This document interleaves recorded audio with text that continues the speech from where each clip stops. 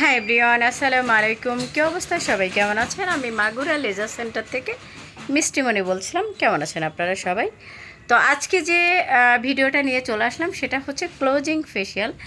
যাদের মুখে মেস্তা আছে, টেম্পোরারি ট্রিটমেন্টের জন্য ক্লোজিং ফেশিয়ালটা অনেক অনেক অনেক ভালো।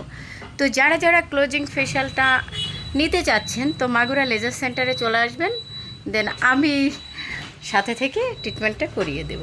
আল্লাহ হাফেজ, সবাই আমার পাশে থাকবেন।